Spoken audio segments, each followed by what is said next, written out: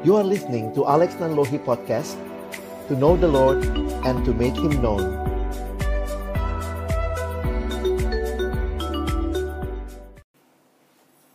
Mari sebelum kita membaca, merenungkan firman Tuhan, kita berdoa.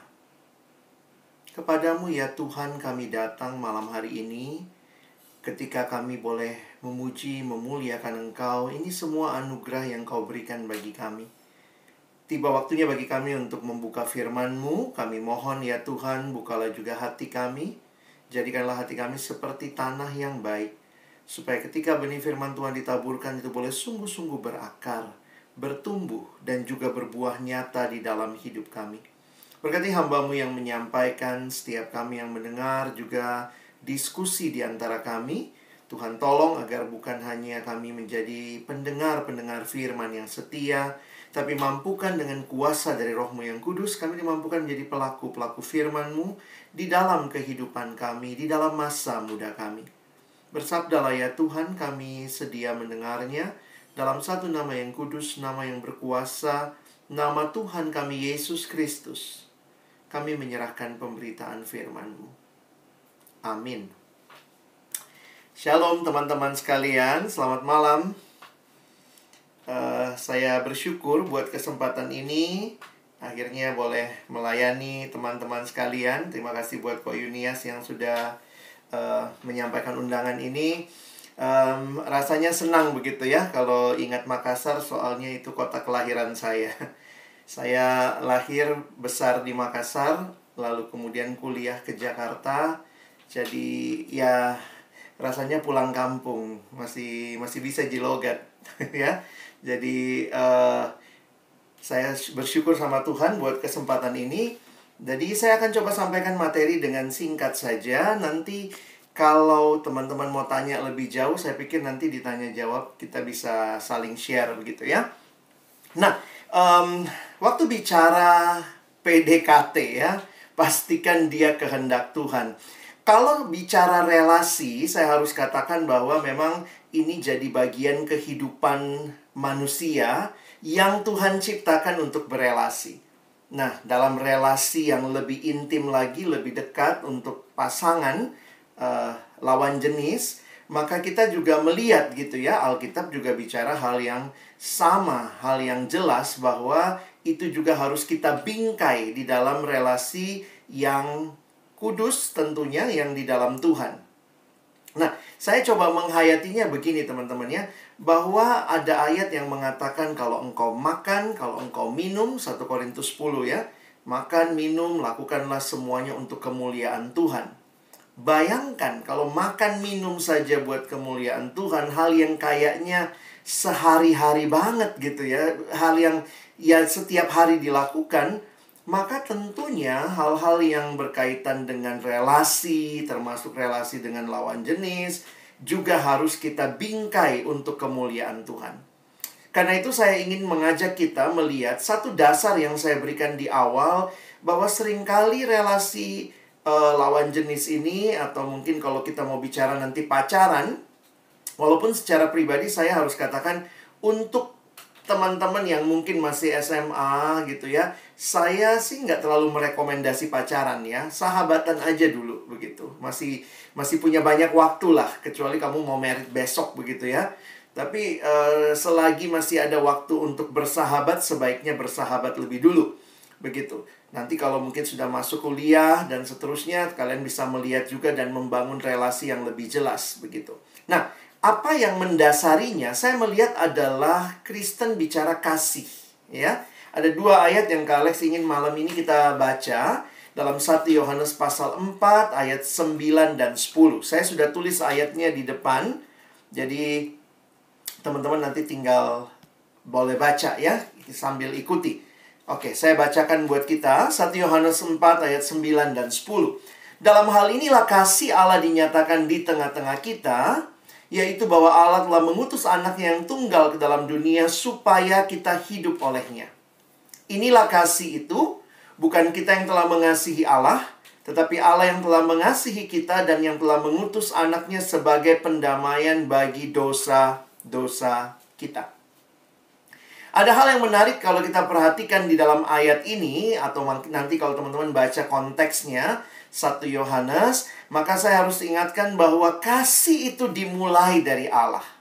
Ya, kasih dimulai dari Allah, itu jelas di dalam 1 Yohanes 4 ayat yang ke-10 tadi.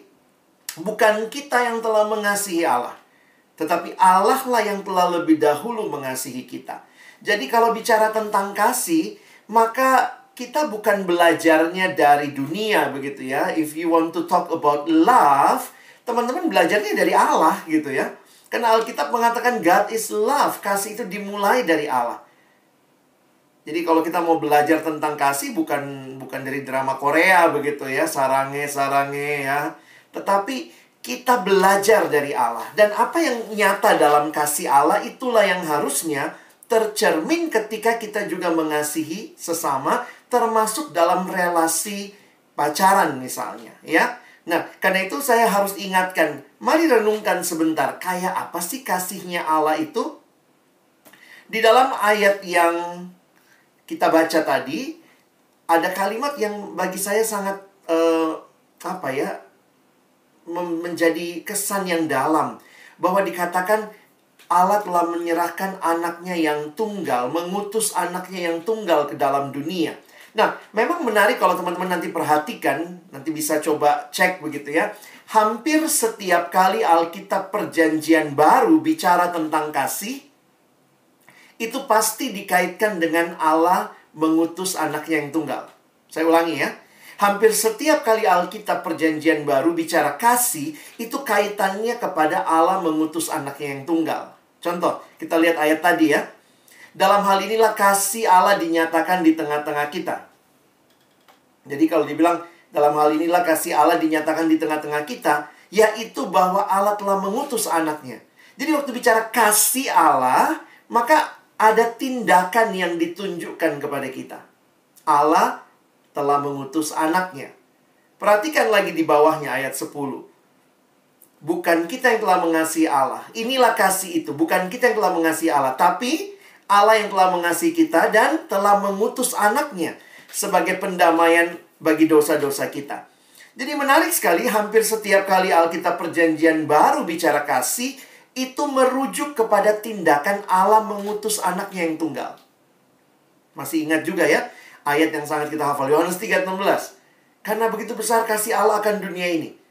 Apa yang ditunjukkan? Ayat itu tidak mendeskripsikan, mendefinisikan kasih dengan kalimat-kalimat, tetapi karena begitu besar kasih Allah akan dunia ini, sehingga ia telah mengaruniakan anaknya yang tunggal. Jadi, bagi saya yang menarik adalah, setiap kali kita diingatkan tentang kasih, kasihnya Allah, kita di-refer untuk melihat ke salib. Kenapa? Karena dari situlah sebenarnya kita mengerti what is the true love. Kasih yang sejati adalah kasih yang seperti kasihnya Allah. Perhatikan ayat 9 dan 10. Apa tujuannya kasih itu diberikan? Apa tujuannya Kristus datang ke dalam dunia? Perhatikan ayat yang ke-9 dikatakan supaya kita hidup olehnya. Dan ayat yang ke-10, sebagai pendamaian bagi dosa-dosa kita. Teman-teman, waktu saya merenungkan hal ini, saya jadi menghayati yang dikasih tahu dalam satu tulisan yang pernah saya baca. Dia mengatakan begini, sebenarnya dari semua bahasa di dunia, katanya ya, bahasa Indonesia itu paling gampang menjelaskan kasih.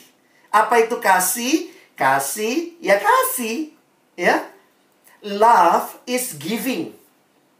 Jadi kasih itu bukan berorientasi pada diri, pada apa yang saya mau, apa kepentingan saya, tetapi kasih berorientasi kepada yang dikasihi. Allah mengasihi kita bukan untuk dirinya saja, tetapi dikatakan ayat 9, supaya kita yang dikasihi itu hidup olehnya.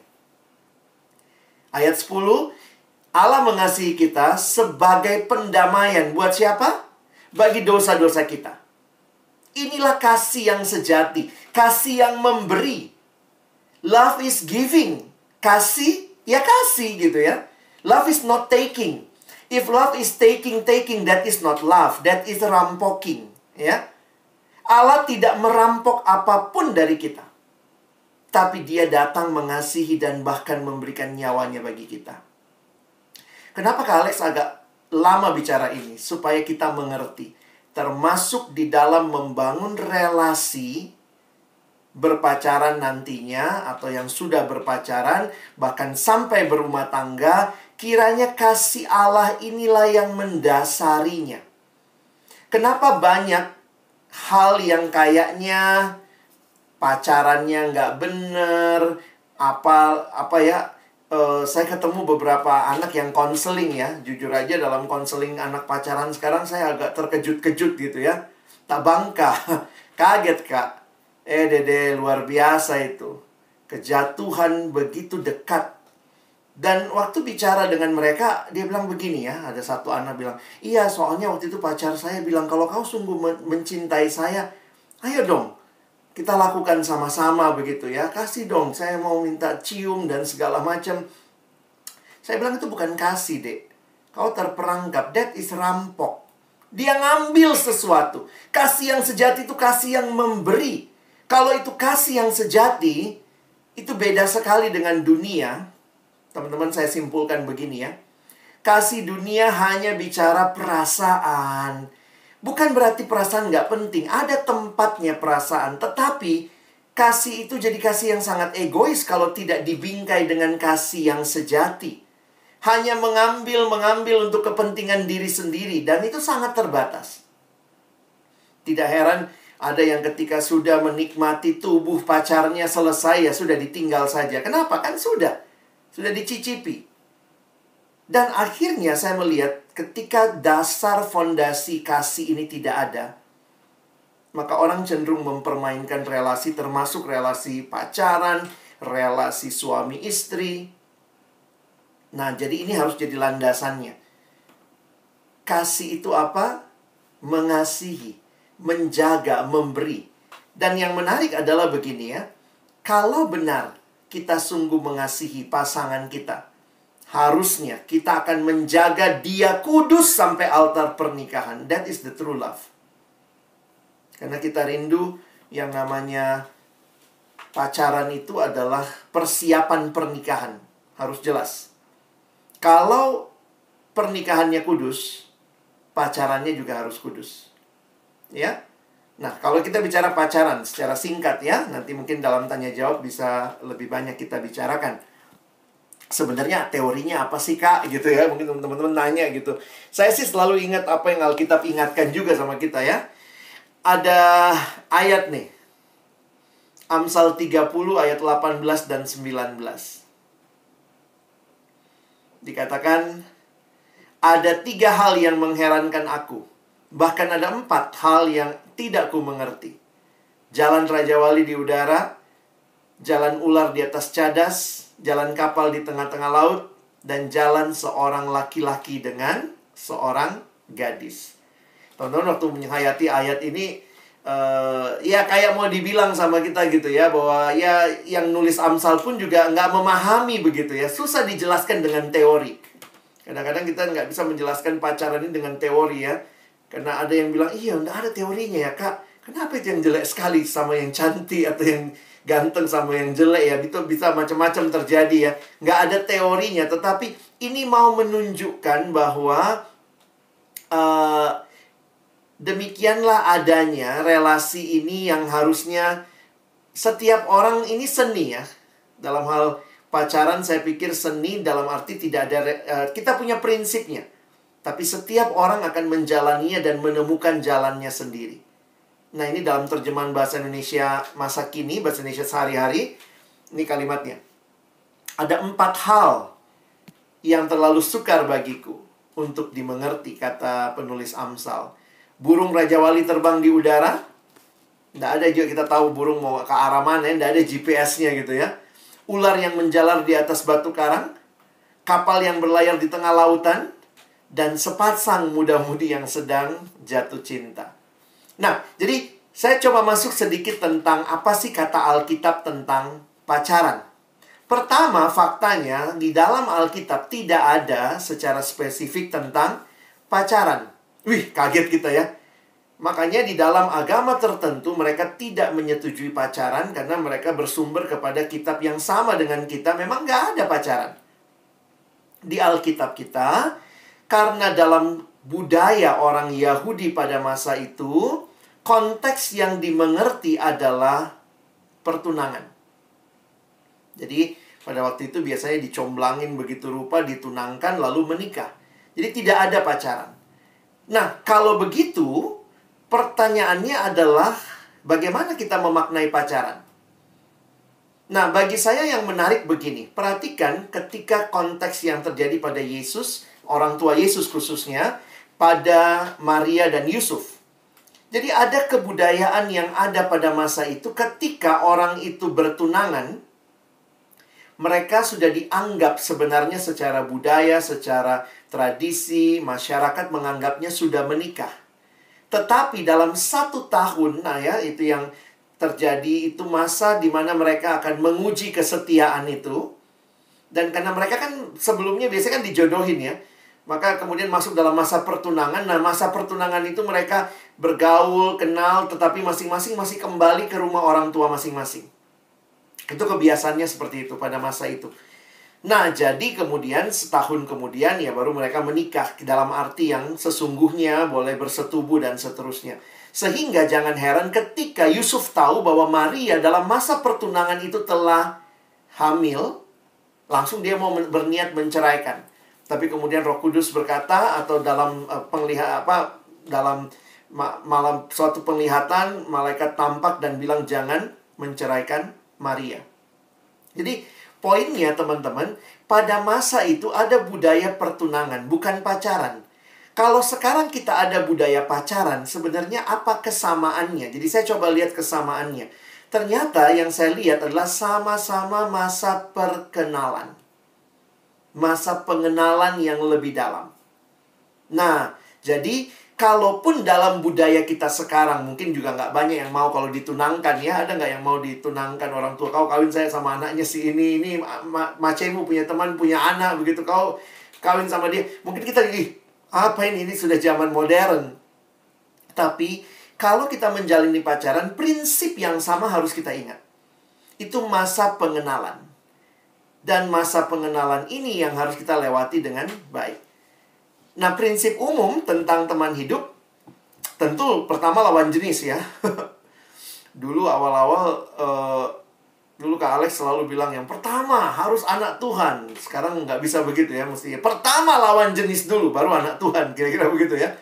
Karena ternyata juga banyak orang yang merasa melegalkan hubungan sejenis. Dan itu sebenarnya bukan yang Allah kehendaki.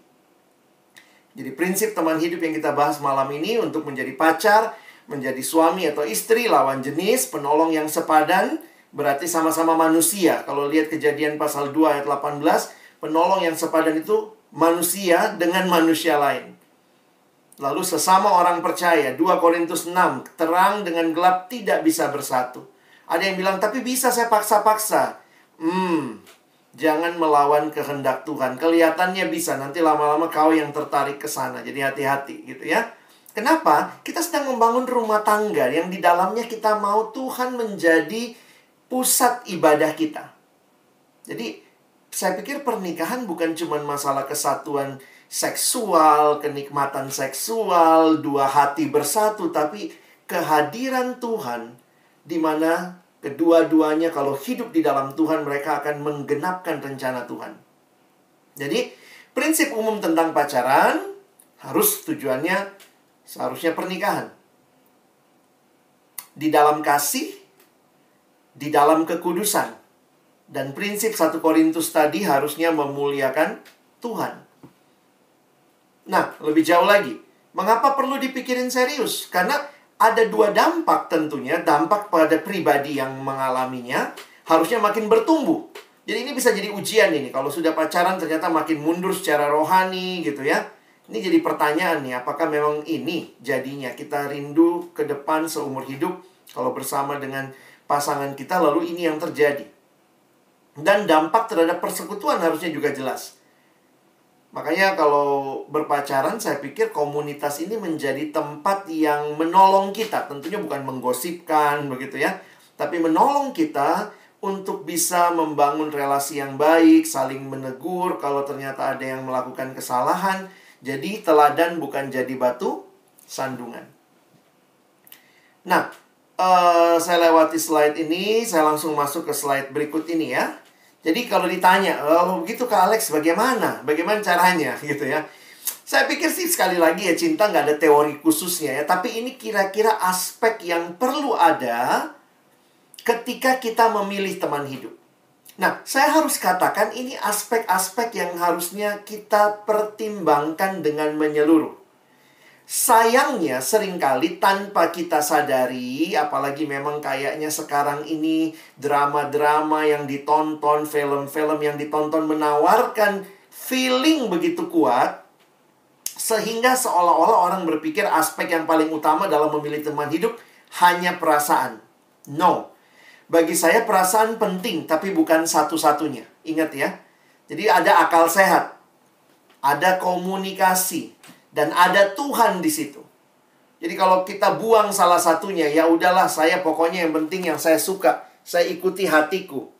Itulah remaja sekarang, pemuda sekarang. Kita dibohongi oleh dunia ini dengan mengatakan follow your heart, ikuti hatimu.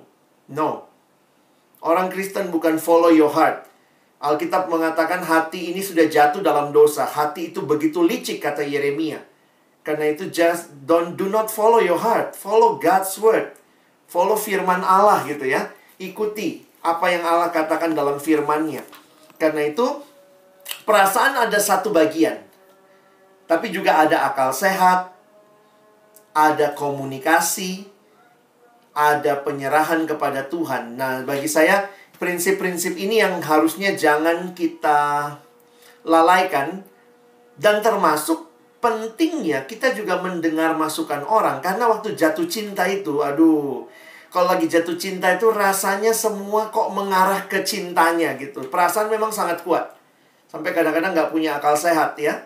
Makanya orang bilang kalau orang jatuh cinta jadi bodoh gitu ya. Jadi goblok katanya.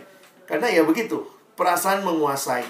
Sekarang mulai lagi bicara yang penting chemistry-nya, dapat chemistry-nya. Saya pikir nggak seperti itu saja. Ada hal yang lebih penting waktu menjalani semua ini adalah ketika teman-teman bisa akhirnya mempertimbangkan semua aspek ini dan mengambil komitmen. Beberapa kali dalam sesi seperti ini saya tanya sama peserta, ada satu slide saya lagi yang biasa saya tampilkan. Saya bilang, coba bikin definisi apa bedanya teman, apa bedanya sahabat, dan apa bedanya pacar. Nah, anak sekarang tuh susah membedakan kadang-kadang ya. Jadi teman, oh biasanya langsung bilang, oh teman bisa lebih banyak. Ya benar juga sih. Tapi sahabat lebih sedikit. Banyak orang bisa jadi teman kita, tapi mungkin lebih sedikit yang jadi sahabat. Karena kita mulai share hidup kita. Lebih dalam biasanya sama sahabat. Lalu apa bedanya sama pacar? Nah, udah mulai bingung. Pacar bedanya apa ya? Pacar, teman rasa pacar gitu. Tapi yang logika paling sederhana adalah teman itu bisa sesama jenis, sahabat juga bisa sesama jenis, tapi kalau pacar harus lawan jenis. Nah, tapi yang lebih membedakan lagi bagi saya adalah komitmen bahwa ini adalah relasi yang serius antara kita berdua. Jadi makanya saya suka melihat tanpa sadar sekarang banyak orang senang kedekatannya, nggak mau komitmennya. Itulah karena apa? Karena perasaan jadi segala-galanya. Sementara perasaan itu hari ini kuat, besok bisa melemah. Karena perasaan itu juga dibangun dari banyak aspek. Makanya sebenarnya yang mempertahankan sebuah relasi adalah komitmen, bukan perasaan. Karena kalau bicara perasaan, hari ini kamu suka, besok kamu marah nanti sama dia. Nah, jadi saya berharap pemahaman ini mendasari kita untuk melihat bagaimana kita bisa akhirnya memilih teman hidup. Nah, apa langkah-langkahnya? Ya, sekali lagi nggak ada teorinya, tapi ini kira-kira prinsip-prinsipnya yang biasanya dari orang-orang yang sudah menjalani, kita biasanya mendengar atau saya simpulkan ada 4 hal ini. Tentu yang pertama, buat dirimu sendiri tetapkan kriteria. Jangan siapa aja lah yang mau gitu ya. Itu jangan desperado juga gitu ya. Belajar untuk punya kriteria. Kenapa? Kalau kamu sendiri lost dengan kriteria, kamu tidak punya kriteria, kamu mungkin akan juga mudah sekali menyimpang. Jadi saya berharap kita punya kriteria. Sesudah itu nanti kalau kita misalnya sudah masuk lebih jauh, maka kita akan tentunya berdoa. Saya pikir ini bagian yang penting untuk kita lalui. Kenapa? Karena kita bawanya dalam doa kepada Tuhan. Sesudah kita berdoa, kita yakin kalau dalam relasi, ya silahkan membangun komunikasi sampai akhirnya mungkin bisa sama-sama berdoa. Doa bersama.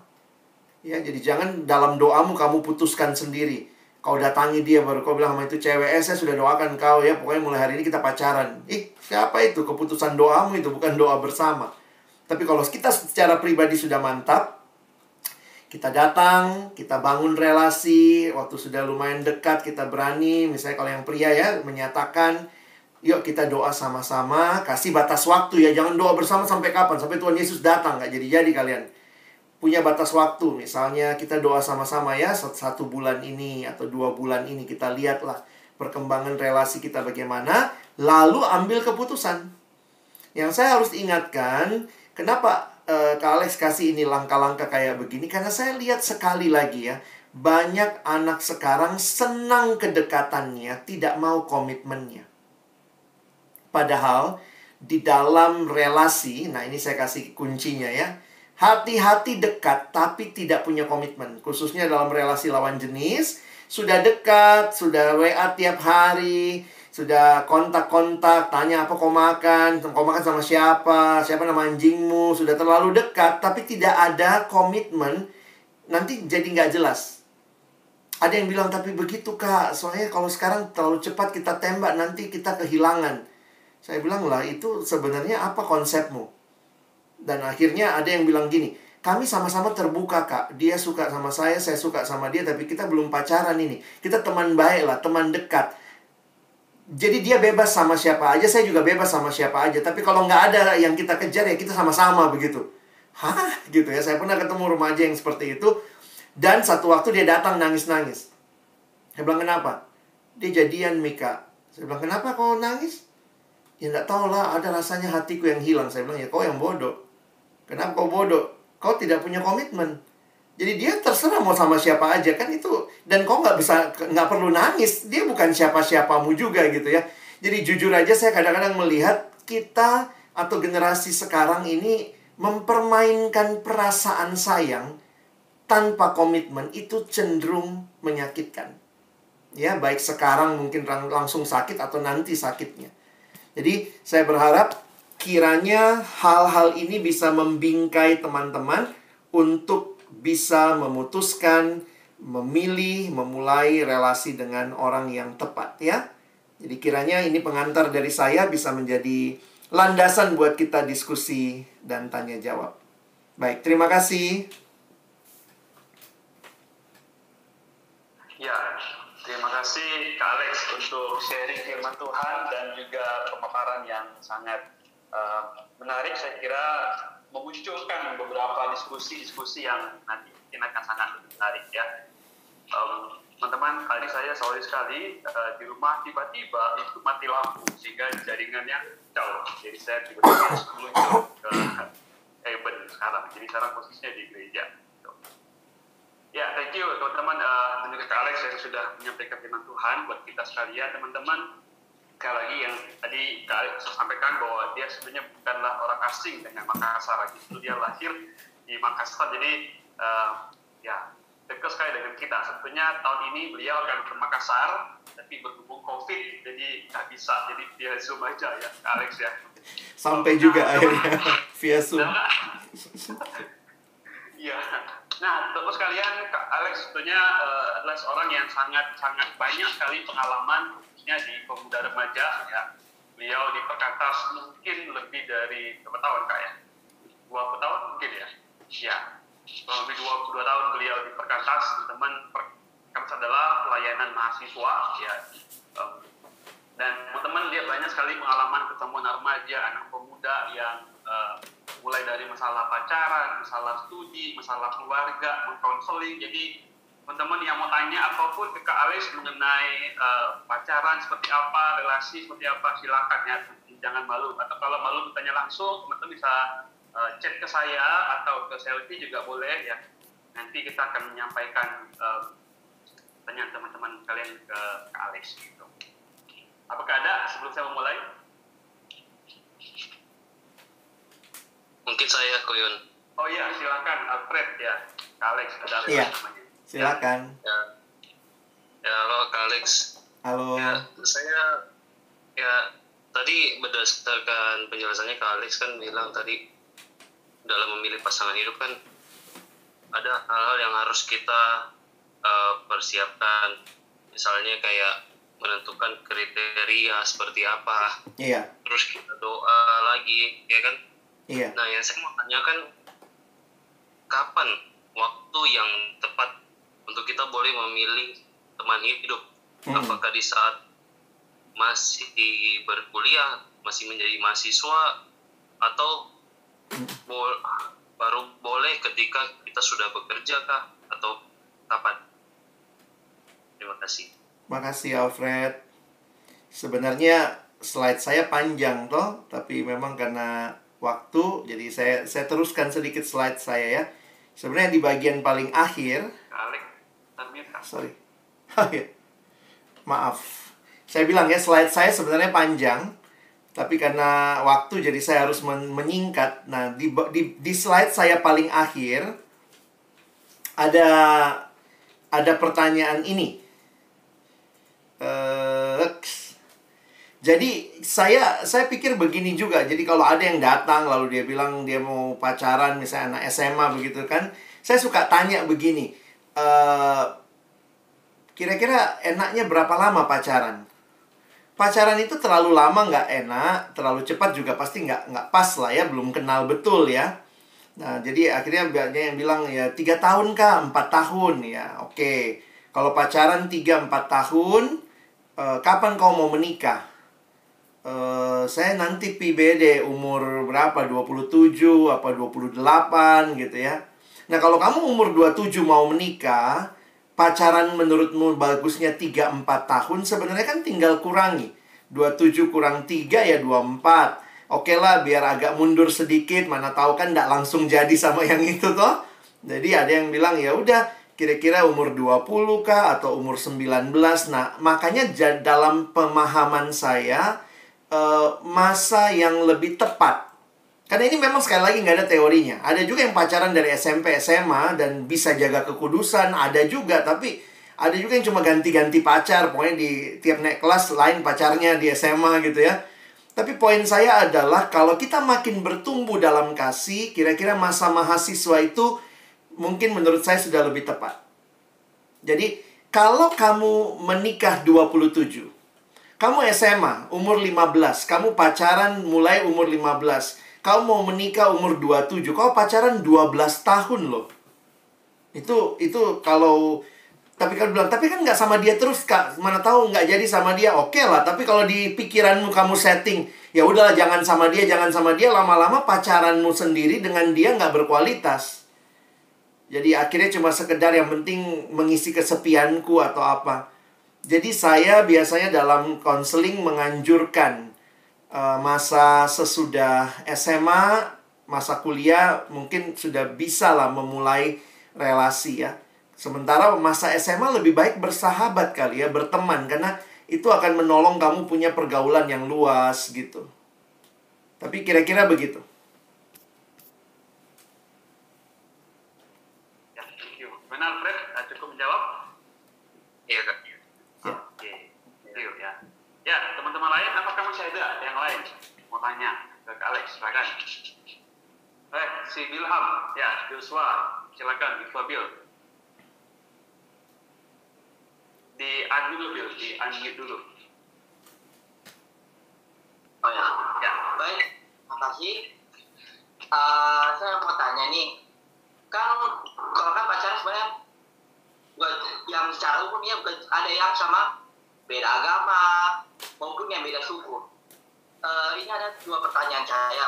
Begini, pertama, kalau istilah kita bagaimana ya kita memastikan kita saya tahu kita ini pacarannya maksudnya beda agama atau tetap seiman begitu. Sama yang kedua ini soal beda agama, beda suku.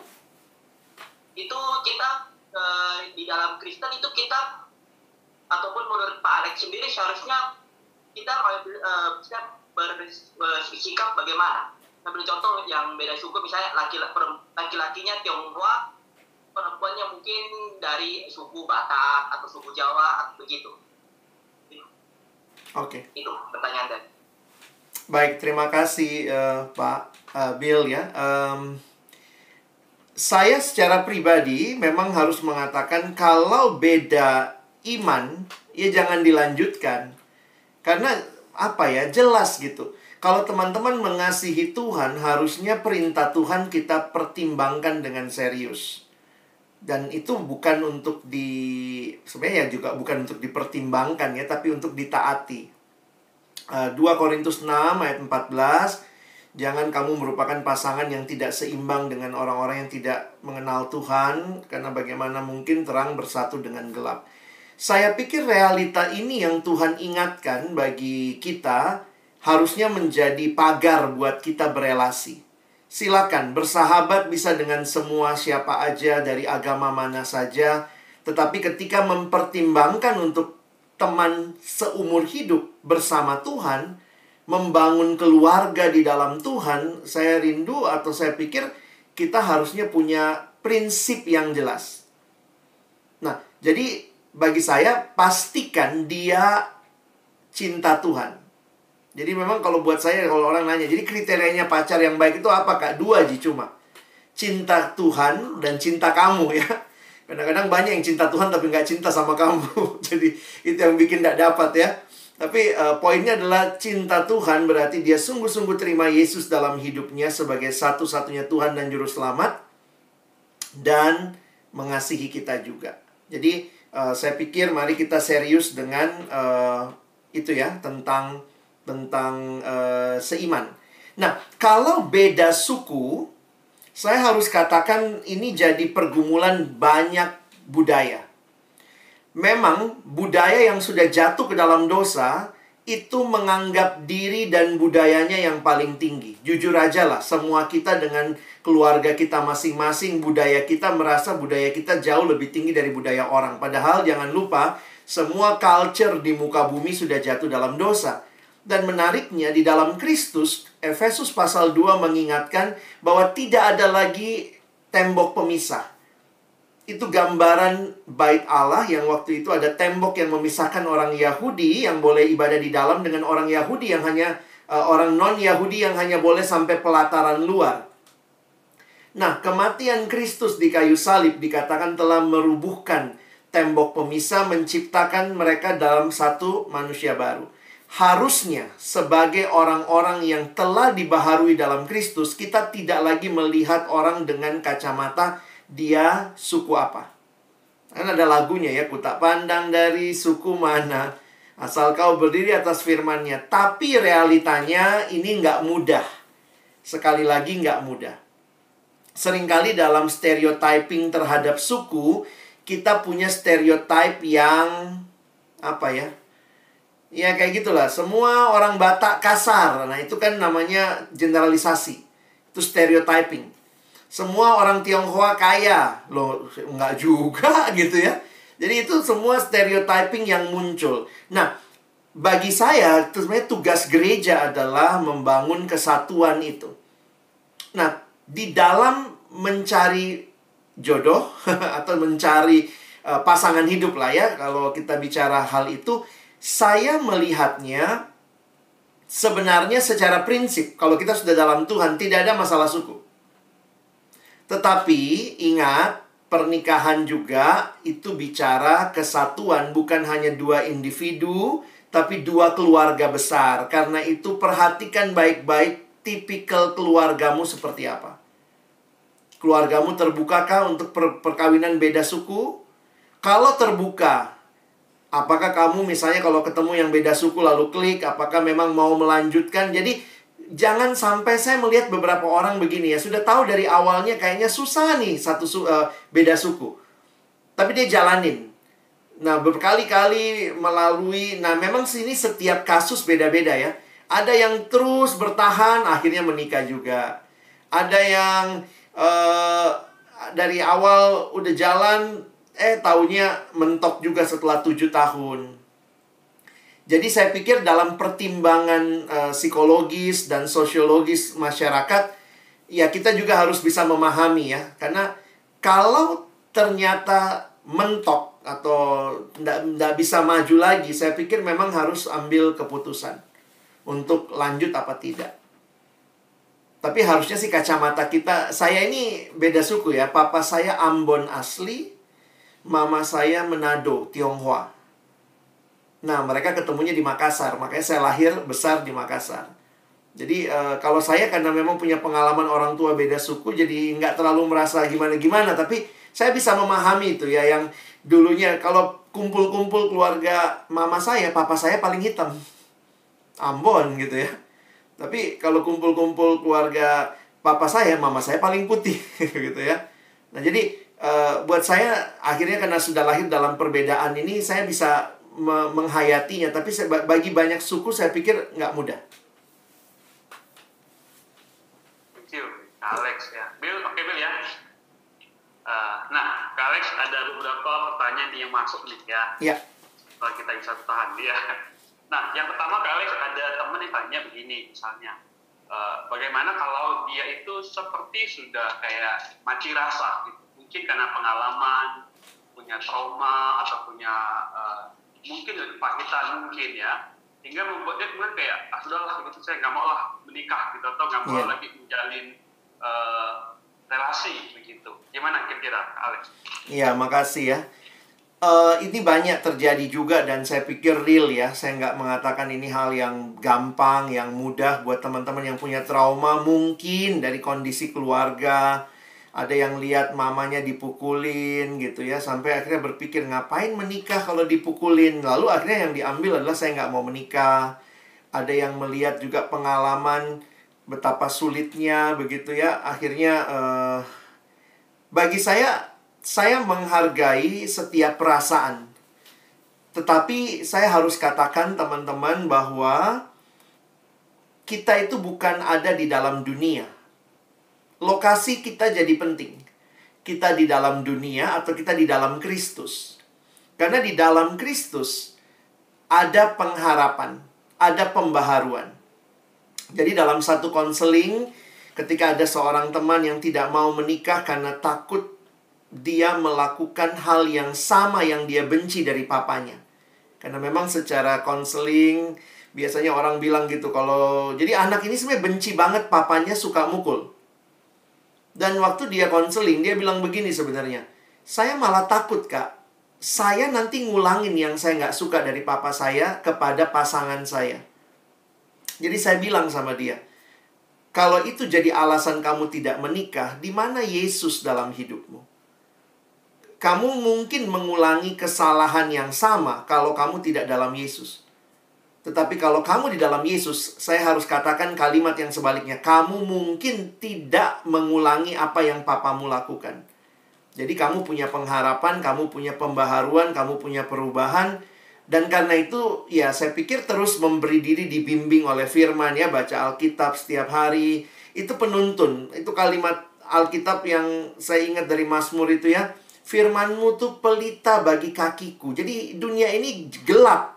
Kaki kita bisa terantuk, tapi firman itulah pelita. Lalu yang kedua, ingat bahwa kita punya komunitas anak-anak Tuhan. Yang sebenarnya mereka jadi komunitas yang mensupport kita.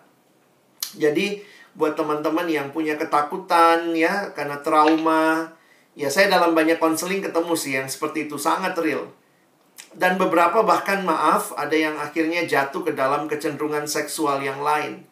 Seorang anak dengan pergumulan, melihat mamanya dipukulin, akhirnya benci sama laki-laki dan dia cenderung memilih jadi lesbian. Dan dia pikir itu, ya dia tetap mau kenikmatan, dia tetap mau rasa disayangi, tapi tidak memilih jalan pernikahan. Jadi itu sampai seperti itu. Jadi hati-hati kalau punya trauma tidak diselesaikan, sebaiknya berdamai dengan masa lalu. Kalau butuh konseling, cari hamba-hamba Tuhan yang menolong. Dan hayati bahwa di dalam Kristus kamu punya pengharapan. Ya, itu. Ya, thank you, Kak Alex. Mungkin juga pengalaman ini mungkin juga pengalaman dia mungkin beberapa kali menjalin relasi, barangkali Kak lalu dikecewakan sehingga membuat dia mungkin apakah boleh ya saya akhirnya nggak mau lagi lah gitu, pacaran misalnya gitu. Ya, kalau masih pacaran ya, masih istilahnya putus, ditolak atau ditinggalin, dikhianati, saya harus katakan itu mah menyakitkan, tapi bukan berarti stop ya, karena saya pikir poinnya adalah begini ya. Kita menghayati bahwa selalu ada pengharapan dalam Kristus. Kalau saya sih menghayatinya begitu. Jadi selama kita masih ada dalam dunia ini, dikecewakan, dikhianati itu masih mungkin kita alami. Tapi selalu ada, saya ingat kalau kayak Pertamina gitu ya. Jadi kalau kita isi bensin ya, ke pompa bensin gitu ya. Kalau orang Makassar bilang pompa bensin. Dia selalu bilang mulai dari nol ya. Gile, kalau Pertamina aja bisa mulai dari nol, kita yang dalam Tuhan harusnya juga bisa gitu ya. Mulai dari nol gitu. Ya, lewati masa-masa dukamu karena dikhianati, ditinggal, diputusin, atau kamu yang memutuskan. Setelah lewat masa dukanya, bangkit lagi. Thank you, Alex ya. Jadi teman-teman ingat ya, mulai dari nol. Oke. Thank you, Kak Alex, untuk hal yang baik sekali. Nah, ini masih ada lagi yang mau bertanya. Kak, ada dua sebenarnya yang berkaitan. Yang pertama adalah, saya bagaimana kalau menjalin berpacaran dengan sama Kristen, tapi beda mungkin kayak dia mungkin Pentakosta atau dia itu Katolik gitu. Apakah kita bisa gitu? Nah, lalu terkait dengan ini juga, kalau misalnya beda usia gitu, saya ini ceweknya lebih senior gitu ya, lalu yang cowok itu lebih muda dan berbeda keyakinan itu, gimana Kak? Wah, ini udah masuk ke kasus-kasus ya. Dan kalau ketemu kasus, saya harus katakan harus dilihat case by case. Tapi prinsipnya begini. Poin saya adalah di dalam Tuhan. Anak Tuhan, dia orang yang sungguh-sungguh bertumbuh di dalam Tuhan. Harusnya itu yang jadi kriteria kita. Jadi dia terima Yesus, dia bertumbuh dalam Tuhan. Apakah orang seperti itu ada di gereja Pentakosta? Harusnya ada. Apakah orang seperti itu ada di gereja Katolik? Harusnya sih ada gitu ya. Jadi memang seringkali yang kita lihat adalah denominasinya. Karena memang itu real. Kalau mau menikah kan urusan gereja ini bisa lebih repot ya. Hamba-hamba Tuhan ngerti lah ya. Jadi poin saya begini. Kadang-kadang kalau kita hanya bicara denominasi, saya pun takut. Kenapa? Karena bisa jadi begini. Jangan dipikir satu denominasi pasti sudah terima Yesus dan sudah bertumbuh. Jadi bagi saya akhirnya kalau orang bilang, "Iya Kak, tapi dia Katolik. Iya Kak, tapi dia Pentakosta." Bagi saya begini dulu. Kalau kau cari pun di dalam gerejamu, bagi saya yang saya ingatkan, ingat, cari yang sungguh-sungguh terima Yesus dan bertumbuh. Jangan cuma satu gereja Kak sama dia. Iyo, kalau di gereja kita dulu samping-sampingan. Padahal kau nggak tahu kerohaniannya kayak apa. Jadi bukan asal Kristen. Bukan asal denominasimu. Tetapi harus di dalam Kristus bertumbuh. Nah, demikian juga kalau kamu melihat bahwa orang ini sungguh-sungguh serius bertumbuh, walaupun beda denominasi, maka saya kalau ditanya gitu ya, saya lihat case by case. Kadang-kadang saya bilang, bawa pacarmu, ngobrol-ngobrol dulu kita ya, sebagai pembimbingnya gitu. Jadi kadang dia bawa pacarnya gitu. Terus kemudian saya lihat, oh ya pacarnya ternyata memang mau belajar, tertarik dengan kekristenan gitu. Ya udah, kita ajarin sama-sama bertumbuh ya. Nah, nanti memang masalah yang akan jadi pergumulan adalah di mana diberkati. Nah itu kan kalau sudah mau menikah. Sehingga bagi saya juga, saya pikir kalau kita membangun relasi dengan orang yang dari latar belakang denominasi yang berbeda, pikirkan juga ke depannya kalau serius akan seperti apa. Ini khususnya bagi saya harus katakan lebih baik ada titik kompromi. Kompromi yang pada akhirnya bisa begini ya. Kamu ikut saya, atau saya ikut kamu. Bisa begitu komprominya kan? Atau ada yang bilang, oke deh, penggembalaan pernikahan di gerejamu, pemberkatan di gereja saya. Lalu nanti kita jadi anggota gereja saya. Itu bisa banyak lah. Tapi saya juga pernah ketemu, ini terjadi sama orang yang dekat sama saya juga. Dia dua-duanya petinggi di gereja ini. Satu ketua guru sekolah minggu di gereja X, yang satu ketua pemuda di gereja Y. Nah ini, kalau udah aktivis ini udah susah ini kan. Dua-duanya susah menerima. Akhirnya, ikut pastoral penggembalaan pernikahan di gereja yang satunya, yang ketua pemuda, dan menikahnya di gereja yang ketua sekolah minggu. Sesudah menikah, mereka berdua pilih gereja ketiga. Mereka pindah gereja ke gereja yang baru. Supaya kata mereka sama-sama baru. Karena kalau saya pindah ke sana, nanti istriku jadi baru di gereja saya. Nanti dia nggak kenal orang. Kalau saya yang ini pindah lagi, nanti suamiku yang nanti di gerejaku jadi asing. Jadi setelah menikah, karena ini ikuti keinginan orang tua ya. Dua-duanya, pokoknya papanya yang satu majelis di sini, yang satu majelis di sini. Nggak mau tahu, pokoknya harus lewat gereja kami. Setelah lewat, mereka pilih gereja ketiga. Itu bagi saya unik juga ya. Tapi ya, sekarang mereka bertumbuh di gereja itu, mereka melayani dan jadi majelis gitu ya. Jadi banyak kemungkinan. Tapi poinnya adalah bukan denominasi yang utama. Apakah dia dalam Kristus? Mengenai perbedaan usia, itu masalah utamanya sebenarnya memang di dalam psikologis. Karena perempuan lebih cepat puber. Jadi perempuan secara umur psikologisnya itu lebih dewasa dari laki-laki. Jadi ini yang banyak ditakutkan oleh psikolog-psikolog ketika misalnya perempuan sudah semakin tua sementara suaminya mungkin masih menggebu-gebu, nanti tahu-tahu dia lirik-lirik yang lain, istrinya sudah mulai tidak bergairah begitu. Itu secara psikologis biasanya pertimbangan-pertimbangan yang disampaikan. Tapi saya tetap meyakini di dalam Tuhan itu semua bisa kita atasi karena dibutuhkan ketundukan dan saling bergantung. Jadi kalau nasihat saya buat orang-orang yang beda usia, sebenarnya sebaiknya perhatikan. Buat saya begini, kalau masih beda 4 tahun, perempuannya lebih tua 4 tahun, ya oke lah. Tapi kalau udah lebih dari 4 tahun, sudah sampai 6, 7, 10 tahun, saya pikir sebaiknya juga kita cari konselor yang bisa menolong kita melihat lebih detail untuk relasi. Tapi prinsipnya psikologis yang masalah. Kalau di dalam kekristenan bagi saya sih kita lebih terbuka ya. Karena yang penting dia dalam Tuhan. Dan kalau dia dalam Tuhan, dia bisa mengaplikasikan Efesus pasal 5. Tunduk. Nah, ada kalimat begini kan, istri tunduklah kepada suamimu. Ya, jadi itu jadi penting. Thank you, Alex, untuk pemaparan. Jadi, bagi teman-teman tadi yang bertanya, ya, semoga menjawab pertanyaan dari kalian. Ini kayak udah mau konseling pranika ini ya. Iya, benar, Kak. Tapi seru juga ini. Teman-teman, saya masih ada satu pertanyaan ini. Tapi sebelumnya, apakah ada yang mau ini hanya langsung nggak ke Alex? Boleh raise hand atau boleh langsung unmute saja. Adakah yang mau tanya lagi?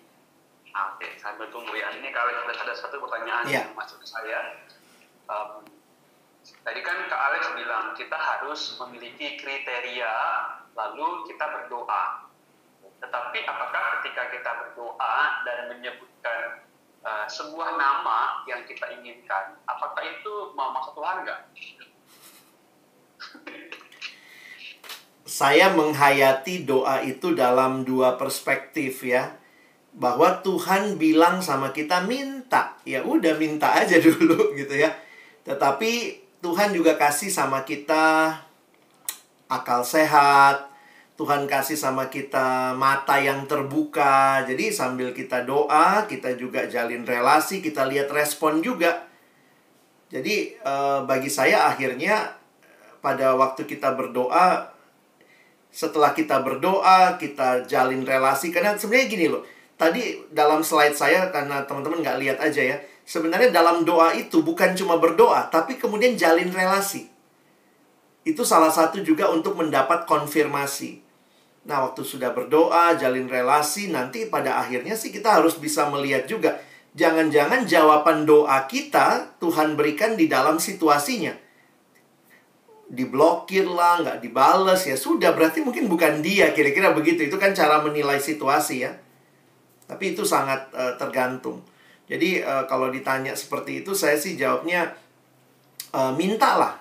Tapi kemudian buka mata juga untuk melihat jawaban Tuhan, apakah memang itu. Kalau ternyata tidak, maka saya pikir sih ya kita bisa balik lagi untuk berdoa dengan kriteria dulu begitu.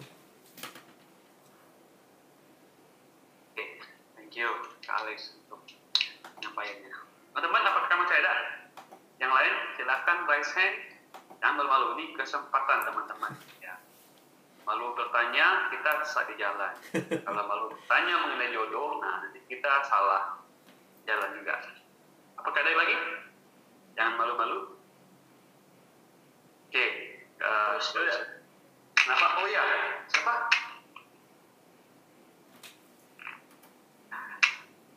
Ya, Kak Alex, ada satu pertanyaan lagi. Kak Alex, ini tadi kan dikatakan bahwa apakah pacaran itu betul-betul untuk satu kali lalu kita persiapkan untuk pernikahan, atau kita sebenarnya bisa seperti apa ya, kayak memilih gitu. Saya memilih dari beberapa ini mana yang cocok, mana yang kira-kira pas gitu, maka saya pilih itu.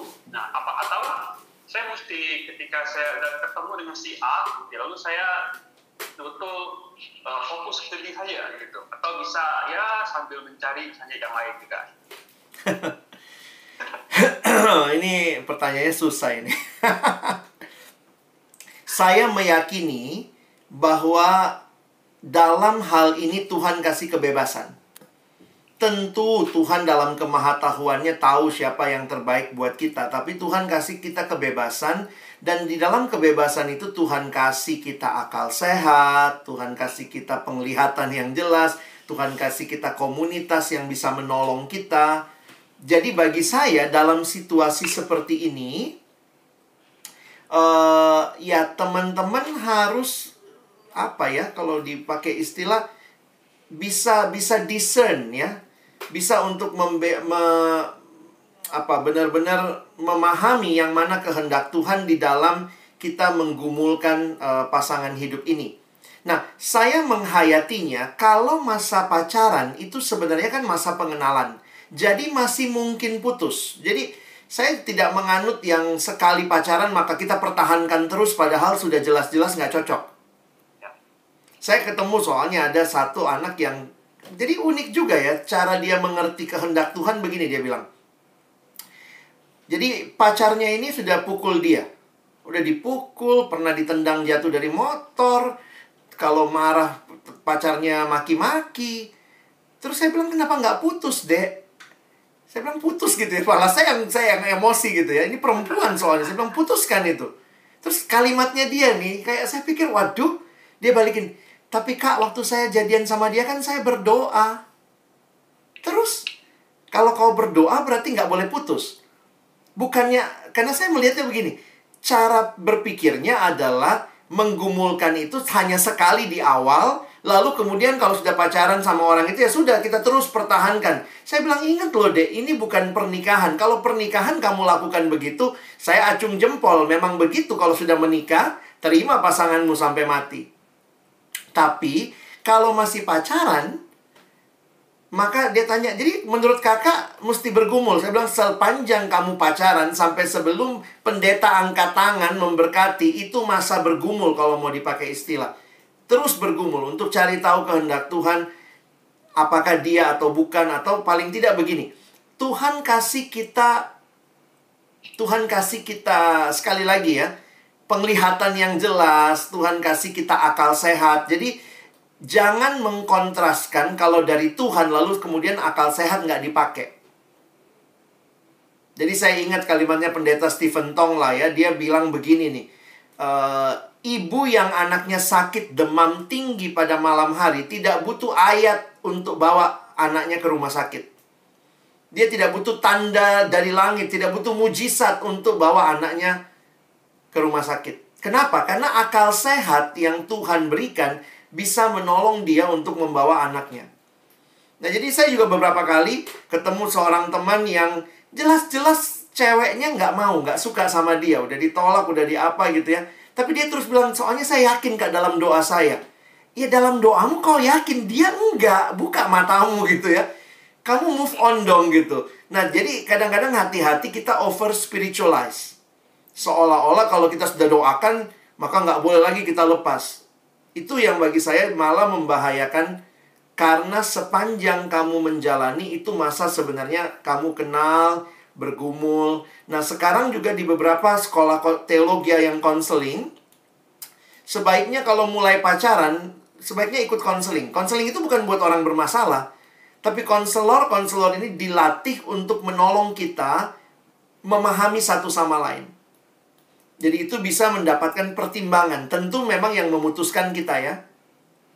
Tapi ada alat tes dari konselor, ada nasihat-nasihat untuk menolong kita dalam masa pacaran. Sehingga kalau ternyata ini bermasalah, maka sebaiknya jangan dilanjutkan. Saya lihatnya begitu. Ya, semoga menjawab ya teman-teman. Ini ada satu lagi pertanyaan Kak, bilang gini. Ini isengatan itu sama cewek gitu ya. Nah, ada cowok gitu ya, yang berpacaran dengan si cewek itu. Iya. Nah, mereka Kristen. Tapi orang tua si perempuan itu bukan Kristen, masih Buddha gitu. Nah, orang tua itu nggak setuju sama mereka gitu, untuk sama si cowok ini. Gitu. Karena orang tua itu ingin anaknya itu bisa punya pacar atau pasangan yang Buddha juga. Walaupun si anak perempuan ini sudah Kristen gitu. Nah, gimana kira-kira menghadapi sikon ini, Kak Alex? Ini situasinya spesifik keluarga ya. Jadi saya pikir begini. Teman-teman yang paling kenal keluargamu. Kamu yang paling kenal bagaimana orang tuamu. Kalau dalam pergumulan kamu dapat keyakinan dari Tuhan untuk melanjutkan relasi ini, maka saya pikir lanjutkanlah. Karena apa? Memang kan sebenarnya kalau sudah di dalam Tuhan, ya jangan mau juga kan dipasangkan, dicomblangkan sama yang beda agama dong.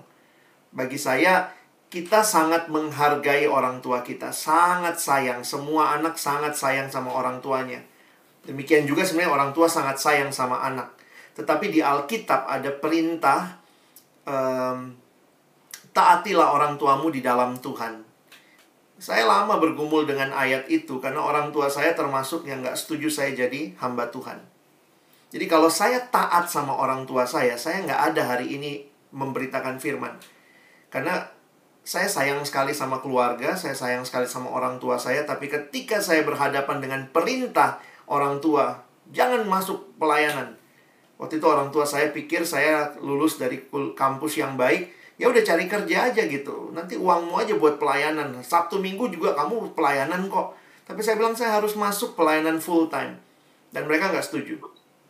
Jadi akhirnya saya memaknai ayat itu, iya ya. Taat kepada Tuhan itu satu sisi. Taat kepada orang tua di sisi yang lain, tapi ada taat kepada Tuhan di sisi yang lain. Jadi kalimat ayat itu jelas. Taatilah orang tuamu di dalam Tuhan. Jadi kalau kehendak orang tua berbeda dengan kehendak Tuhan, maka pilihan kita adalah taat sama Tuhan. Nah, tapi yang menarik, ayat itu dilanjutkan dengan hormatilah ayahmu dan ibumu. Nah, saya memaknainya begini kali ya. Dalam kaitan kata hormat itu tidak ada embel-embelnya. Kalau taat, ada embel-embelnya di dalam Tuhan. Tapi hormat itu menyiratkan begini. Bahwa orang tuamu mau seagama, mau beda agama, mau papamu baik, nggak baik, mamamu baik, nggak baik. Mereka orang tua yang bertanggung jawab, nggak bertanggung jawab. Alkitab memerintahkan cuma satu, hormati. Tapi dalam ketaatan kita punya pilihan. Dalam menghormati nggak ada pilihan. Hormatilah orang tuamu sejahat apapun, hormati. Kenapa? Itu perintah Tuhan kan? Tapi dalam hal ketaatan, jadi boleh nggak taat sama orang tua? Jadi enak nih buat anak-anak. Boleh nggak taat sama orang tua? Boleh, Alkitab bilang boleh. Kalau orang tua tidak taat sama Tuhan. Tapi kalau orang tua taat sama Tuhan, kita pun mesti taat. Misalnya tiba-tiba orang tua ngomong, ayo nak, kita bunuh tetangga sebelah. Mesti taat. Jangan. Dalam hal ketaatan kita punya pilihan. Nah, jadi balik lagi ke kasus tadi, lihat prinsipnya ya. Jadi kalaupun kamu dihalangi sama yang sekarang, maka kalaupun kamu tidak melanjutkan, jangan juga jadinya ikutin perintah orang tua supaya cari yang agamanya seperti agama orang tua. Karena ini pasti nggak mudah. Nah, disinilah jadi perjuanganmu ya. Misalnya terus belajar mengasihi keluarga. Belajarlah supaya keluarga bisa mengerti pilihanmu terhadap Tuhan yang kau sembah. Dan mungkin itu perjuangan seumur hidup. Seorang teman sampai ya, maaf ya, ini pasti sangat menyakitkan. Tapi dia sampai akhirnya harus menikah tanpa orang tuanya berdiri. Karena orang tuanya nggak mau masuk gereja. Yang berdiri walinya, omnya, tantenya. Tapi ya sesudah nanti punya anak, taunya ya udah baikan, datang sama orang tua. Tapi waktu menikah itu sangat menyedihkan. Karena memang orang tuanya memilih tidak datang ke gereja. Jadi bagi saya, iya ya, itu mungkin harga yang kita pikul sebagai orang yang mengikut Kristus. Thank you, Alex ya. Semoga ini menjawab teman-teman yang tadi ya bertanya. Teman-teman, saya masih ada pertanyaan. Tapi kalau teman-teman ada yang ingin langsung bertanya, saya silakan teman-teman. Ini kesempatan yang baik sekali ya. Kita bisa tanya ke Alex dengan pengalaman dan juga pemahaman beliau. Semoga bisa memberkati kita dan menolong kita sekalian. Adakah yang mau tanya lagi? Oh, Ko Suryo, silakan, Ko Suryo.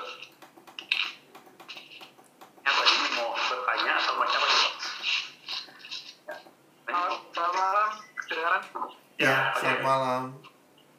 Saya ingin bertanya singkat aja, bagaimana penting konflik dalam hubungan itu membantu menguatkan hubungan itu. Jadi kalau saya dengan pasangan itu jujur aja hampir tidak ada yang terhitung sebagai konflik. Pertengkaran hampir tidak ada. Sudah berapa lama kira-kira jalannya? 1,5 tahun. Oke.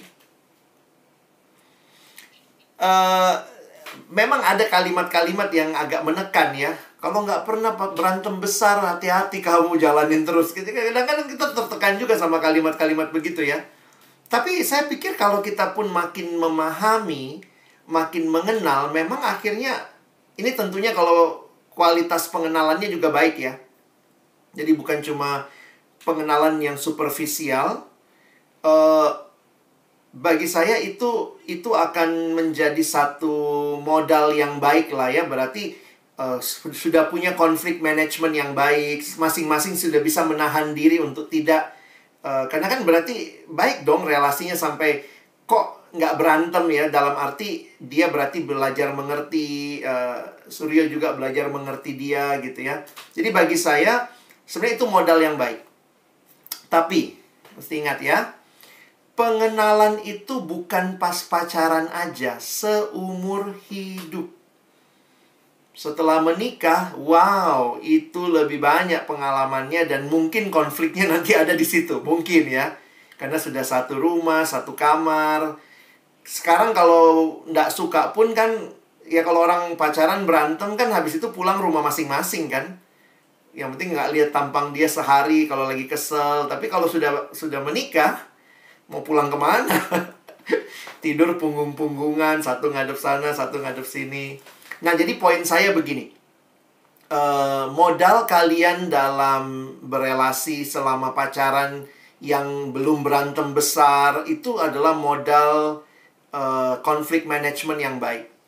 Tapi tetap lihat ke depan ketika mengalami konflik dan mungkin ada atau pasti ada, bahkan sesudah menikah, cobalah tetap bisa dengan modal tadi gitu ya. Nanti kalau butuh juga konseling atau apa, bisa menolong tuh teman-teman yang sudah mengalami pergumulan. Saya ketemu sih banyak yang seperti itu ya. Waktu pacaran baik-baik aja. Ya emang nggak apa-apa, emang baik. Mau dibilang suruh bikin berantem kok. Nggak juga begitu. Ya udah baik. Tapi waktu habis itu, nah saya bilang, seringkali begitu sudah menikah, banyak orang nggak mau buka diri kalau lagi bergumul. Nah ini pentingnya sebenarnya komunitas lah ya. Entah KTB, kelompok kecil, komsel, apalah namanya ya. Saya makanya memberi diri juga membimbing beberapa pasangan muda habis mereka menikah. Kita bikin KTB gitu ya. Karena saya bilang kita butuh dibimbing, kita butuh orang lain. Karena biasanya begitu sudah menikah, kita malu tuh cerita. Kesannya apalagi kalau pernikahan kita mewah begitu ya. Taunya 2 minggu kemudian berantem gitu ya. Nah saya ngalamin tuh, ada satu adik yang saya dampingi. Wow, pernikahannya mewah sekali. Sebulan kemudian berantem besar. Selama pacaran aman, tentram, damai. Wah itu malam itu saya langsung datang. Saya tolongin, dalam arti saya ajak bicara yang prianya. Dan bagi saya ternyata ya kita nggak pernah terlalu kenal pasangan kita kok. Itu perjuangan seumur hidup. Lihatlah papa mama kita ya, yang sudah menikah sekian puluh tahun aja masih kadang-kadang ngomong, saya nggak kenal itu kok, saya nggak ngerti kenapa kok masih begitu. Saya nggak mengerti. Ya ampun, sudah 15 tahun menikah masih, saya nggak mengerti. Tapi tetap menikah kan. Makanya butuh komitmen. Jadi komitmen itu yang akan mempertahankan. Kalau nanti ada masalah, jangan lupa ya, terus untuk apa ya, datang sama Tuhan, cari pertolongan juga dari konselor atau ya ke Koyunias yang udah menikah gitu ya. Thank you, Kak Alex. Kak, ini sebenarnya makin malam kayaknya makin panjang. Teman-teman kayaknya baru ini Kak. Oke ya. Saya no problem, saya nggak ada apa-apa. Jadi kalau kalian mau nanya, silakan. Oke, ini makin banyak soalnya. Oke, thank you Kak Alex ya untuk waktunya. Nah, ada lagi Kak yang mau tanya. Ada satu misalnya gitu ya, dia mungkin punya pengalaman apapun lah ya, misalkan trauma atau apapun gitu. Nah, tetapi dia hanya ingin membangun relasi, tetapi tidak mau menikah. Entah kenapa, ya saya mungkin kurang jelas juga, tapi ada faktor mungkin yang membuat dia, saya nggak mau menikah nih gitu, tapi saya mau berrelasi nih.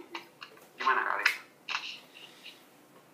Berarti persahabatan itulah batasnya. Jangan lebih, karena kalau lebih ya kita berzinah nanti. Jadi ya berarti boleh bersahabat, boleh. Punya sahabat baik, boleh.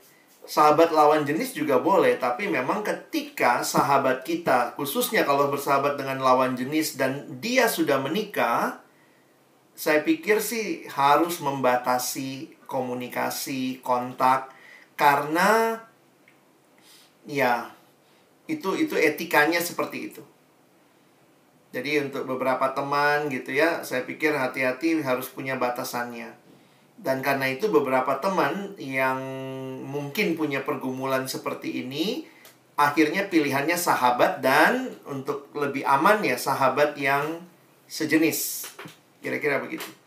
Sekarang kan banyak tuh ya reuni-reuni, mempertemukan lagi kita sama teman kita yang dulu nggak pernah deket, tapi kemudian udah lama nggak deket. Nah cuma ya kalau boleh nasihat aja, jangan sampai kalau benar ada trauma, sebaiknya diselesaikan. Kenapa? Nah ini masuknya lebih konseling teknis ya. Beberapa teman-teman yang kita itu punya satu keinginan yang kalau kita tidak benahi dalam relasi juga, itu ada kemungkinan kita bisa posesif. Nah bayangkan kalau tanda kutip ya, kalau menikah karena memang pasangan kita posesif, itu jadi kayak malah seneng ya, ada yang protek, ada yang lindungi. Tapi kalau bersahabat, hati-hati jebakan posesif itu. Nah saya sih ngalamin beberapa kali waktu menangani kasus-kasus, ada yang ngalamin seperti itu. Jadi sahabat baiknya menikah, dia yang nangis-nangis, dia yang merasa sahabat baiknya diambil, dirampas dari dia. Padahal itu kan perasaan. Jadi makanya mesti ada batasnya juga kalau punya sahabat ya. Maksudnya ya namanya batasnya sampai sahabat. Dan persahabatan yang baik itu bukan persahabatan yang posesif, lalu membuat orang itu jadi nggak boleh bersahabat dengan orang lain gitu. Ya, berarti kalau dia hanya mau berpacaran gitu, tapi nggak mau sampai kepada pernikahan, apakah salah gitu pikiran ini? Pertanyaan itu kan. Saya harus katakan kalau itu pilihannya salah. Ya, karena sekali lagi ya, kedekatan tanpa komitmen yang jelas, tanpa tujuan yang jelas, saya lihatnya kok cenderung menghancurkan. Saya udah ketemu beberapa kasus gitu ya. Waduh, itu jadi kasih dipermainkan, saling ya istilahnya sudah berhubungan badan lalu ditinggal gitu. Karena akhirnya tuh cuman kayak buat satu sisi fun, yang satunya baper. Nah, waktu yang baper ini kemudian menjadi-jadi ya, jadi kayak jadi nggak matching gitu. Nah, itulah kalau nggak ada komitmen kan. Mungkin itu yang mungkin kita sebut dengan ini ya, FWB ya. Iya, friend with benefit. Ya. Itu konsep dunia. Alkitab nggak punya konsep itu kali ya. Ya. Satu lagi pertanyaan berikutnya itu, bagaimana kalau orang tua itu mengharuskan cari pria yang mapan gitu, sedangkan kita suka pria yang mungkin belum mapan. Nah, bagaimana? Kalau ngalamin pergumulan seperti ini, dan kita mesti hayati ya, kalau satu waktu kita jadi orang tua juga pasti kita punya perspektif yang kurang lebih sama. Jadi kalau saya menasehati teman-teman yang dituntut orang tuanya seperti itu, saya bilang begini, tolong dengarkan apa maksud baik orang tuamu. Jadi jangan langsung marah, langsung melawan, dengerin. Nggak mati kan, dengerin dulu, terima. Kalau perlu say thanks, thank you mama sangat care sama saya ya. Karena konsepnya orang tua mungkin sederhana ya. Saya nggak mau anak saya susah. Karena itu cari yang mapan. Logika orang sederhana lah ya. Nah, nanti dalam perjalanan saya pikir, pelan-pelan kita pahami konsep orang tua tentang mapan. Sebenarnya kalau orang tua kita enak diajak ngobrol, kita juga bisa ngomong, "Ma, dia mapan tapi begini. Dia mapan tapi begini. Berarti Ma bukan cuma mapan ya." Jadi sebenarnya kalau kita bisa komunikasi tuh enak ya.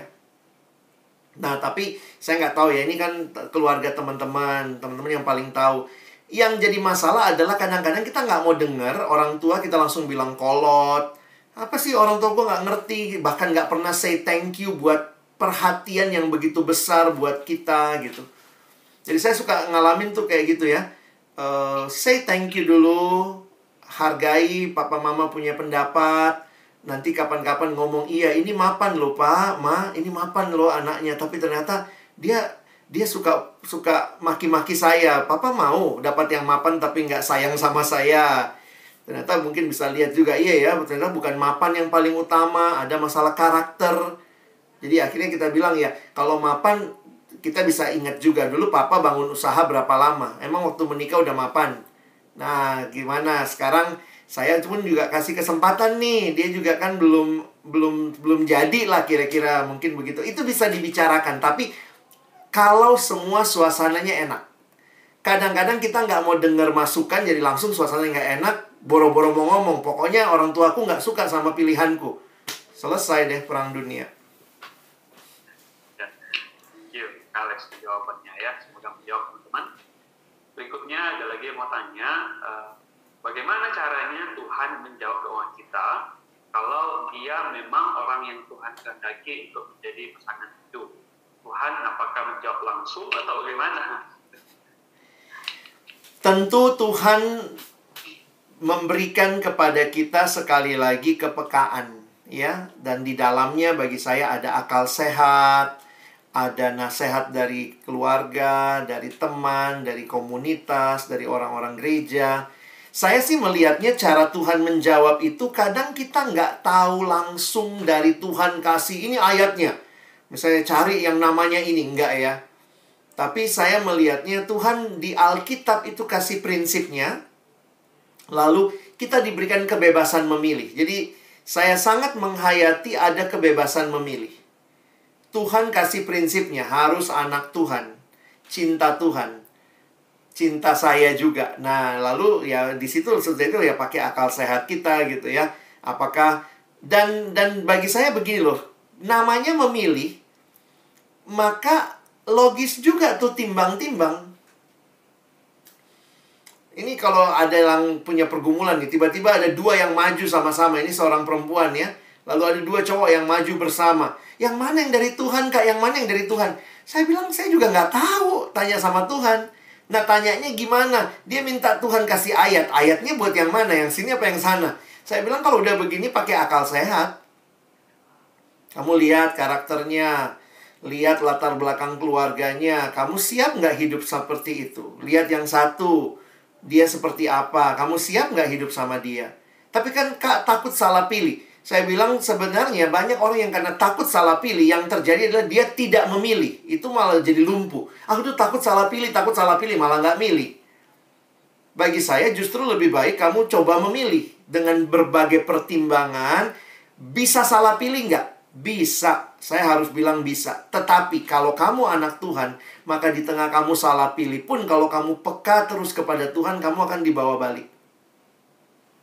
Jadi dalam relasi seperti ini, jawaban doa Tuhan itu unik ya, lewat semua yang ada di sekitarmu.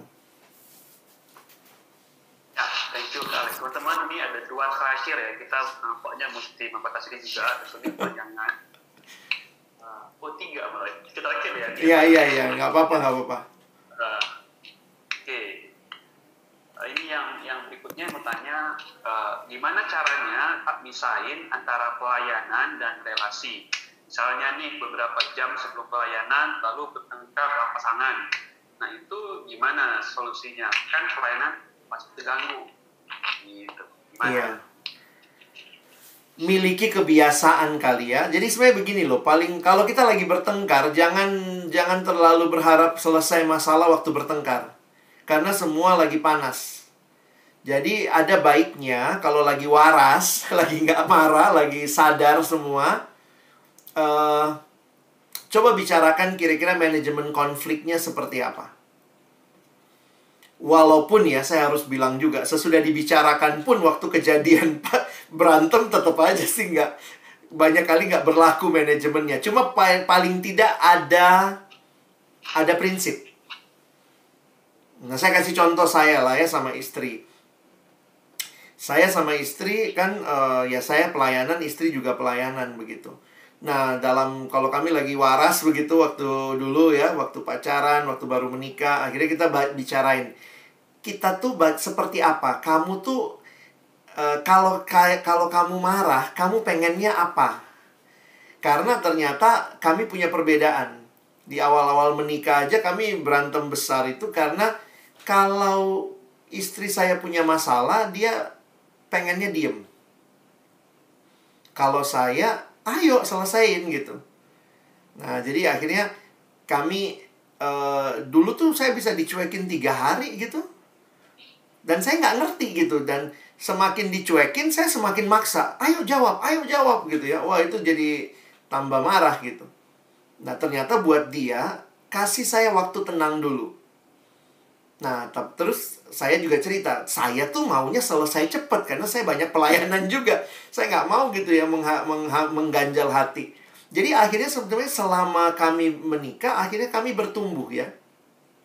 Istri saya makin memahami saya makin memahami dia. Jadi akhirnya tips and triknya begini. Setiap kali ada masalah dan kita harus melayani, maka ya kami minta maaf. Walaupun belum selesai masalahnya, belum bisa clear. Kadang-kadang kita masih mau bahas siapa sih yang salah duluan begitu, atau bagaimana sih. Karena biasanya kita sangat gampang cari siapa yang salah. Maunya cari siapa yang salah. Jadi tips saya adalah, saya sama istri pokoknya gini deh. Kita terbiasa dengan minta maaf. Jadi minta maaf, atau ya kalau saya merasa lagi nggak enak suasananya, maka walaupun saya rasa dia yang salah, saya mesti berdamai dengan dia gitu ya. Itu menolong untuk waktu menghadapi pelayanan. Dan memang sih ya, kadang-kadang jujur aja banyak juga kita udah mau pelayanan nggak selesai juga ya. Kalau sampai sudah seperti itu, saya pikir sih kita berdoa kepada Tuhan yang memang bisa menguasai hati pasangan kita. Pokoknya bilang, Tuhan, saya minta ampun kalau memang saya bikin salah, saya minta ampun nyakitin dia gitu.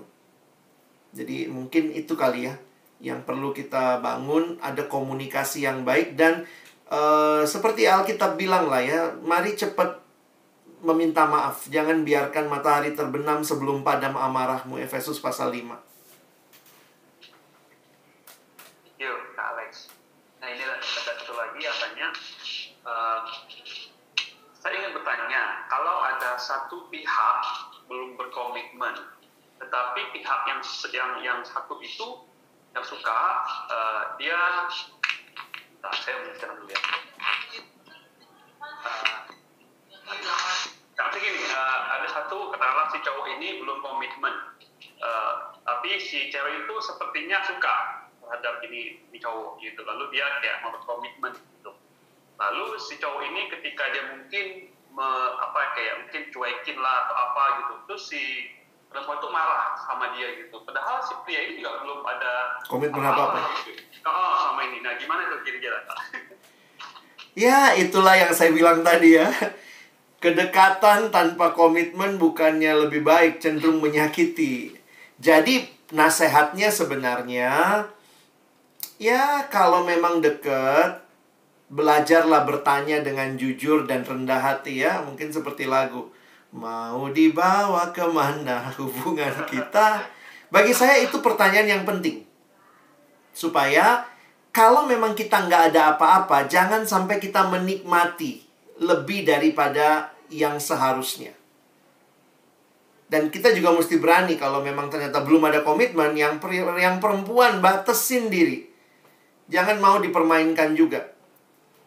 Beberapa cowok susah sekali ambil komitmen. Beberapa cewek gampang sekali baper. Nah, ini yang kadang-kadang jadi pergumulan yang nggak mudah. Tapi kalau saya nasihatnya, coba perjelas hubungannya. Dan kalau tidak ada apa-apa, maka perjelas juga pola relasi. Banyak orang pola relasinya kayak pacaran, padahal nggak ada komitmen. Begitu tiba-tiba yang satu berhenti pola komunikasi begitu, pasti yang satu baper. Kenapa? Udah dibiasakan. Bagi saya kalau bukan pacar, bukan apa, stop. WA tiap hari, line-linein tiap hari, tiap jam. Bagi saya itu nggak ada gunanya. Kamu akan mempermainkan perasaan orang dan hanya mengisi kesepianmu. Bersahabatlah secara wajar. Thank you, Alex ya. Ini ada pertanyaan. Jika kita mendapat seorang pria yang mungkin menurut dia nggak berhikmat atau mungkin agak kasar ya, agak bodoh gitu ya, apakah cewek tetap tunduk begitu? Sebenarnya ada kalimat di Alkitab, nanti kapan-kapan dipelajari ya. Efesus 5 ayat yang ke-23 ke bawah. Sebenarnya kalimatnya begini. Ini memang buat istri ya. Tapi kan ini mirip juga, karena kan kamu bertanyanya dalam kaitan mau lama nih sama nih orang gitu ya. Gimana mau tunduk. Kalau memang siap menikah, perempuan harus belajar tunduk. Karena kalimat Alkitab, istri tunduklah kepada suamimu. Bukan istri tanduklah suamimu, bukannya tunduk. Nah, tetapi ada kalimat di bawahnya, suami kasihilah istrimu. Jadi saya melihatnya begini. Istri itu akan otomatis tunduk kepada pasangan atau suami yang mengasihi. Nah, menariknya di Alkitab tidak bicara istri tunduklah kepada suami yang pintar. Ya, suami yang mengasihi. Jadi mungkin secara pengetahuan, ranking di kelas ceweknya lebih jago, lebih pintar. Tapi cowoknya ini lebih bodoh secara intelektual, tetapi dia punya kasih yang dalam. Bagi saya, harusnya sih tidak ada masalah. Tentu dalam kehidupan setiap orang menanggapi masalah itu beda-beda ya. Tapi poinnya adalah, ya kalau siap hidup dengan orang maaf yang bodoh tapi mengasihi itu seumur hidup, silakan. Tapi kalau memang nggak siap, ya bilang Tuhan, sampai sini aja hubungan ini. Saya tetap meyakini kita perlu mengenal. Ada teman saya baru putus, bukan baru lah ya, tahun lalu putus. Dan alasannya ini. Karena dia bilang, orangnya sayang banget, Kak. Sayang banget, tapi nggak nyambung sama aku. Kalau ngomong tuh kayak levelnya nggak tektok lah.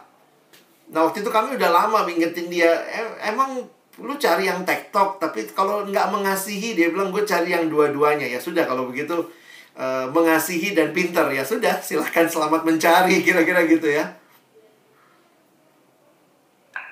Thank you. Nah, terakhir nih. Iya. Yang menurut Kak Alex, kira-kira apakah suami ikut istri, atau istri ikut suami, atau cowok ikut cewek, atau cewek ikut cowok? Ini masalah ada dua hal ya. Ada masalah culture, ada masalah sosiologis juga sih. Di dalam culture kita sebenarnya kan banyak yang mengatakan laki-laki yang mimpin gitu ya. Dalam arti laki-laki yang harusnya diikutin, harus tunduk sama yang laki-laki. Kalau saya melihatnya begini, maaf mungkin agak berbeda ya. Jadi perempuan ikut suami atau suami yang ikut perempuan. Saya pikir suami ikut Tuhan, istri ikut Tuhan. Nanti di situ titik temunya, Tuhan mau yang mana buat keluarga. Kalau Tuhannya sama, kalau sama-sama dalam pergumulan kepada Tuhan yang sama, maka sebenarnya nanti siapapun yang ikut siapa, itu adalah pergumulan bersama di hadapan Tuhan. Jadi bukan berasa begini. Ini yang kadang-kadang suka saya lihat terjadi pada teman-teman yang suami ikut istri, istri ikut suami, itu kayak begini. Yang satu harus mematikan cita-citanya karena ngikutin yang satu. Ini khususnya kalau harus pindah kota atau pindah kerja. Tiba-tiba jadi ibu rumah tangga, dia disuruh keluar dari kantornya yang lama, ikut suaminya pindah kemana gitu. Jadi poin saya adalah mungkin memang ada yang harus mengalah.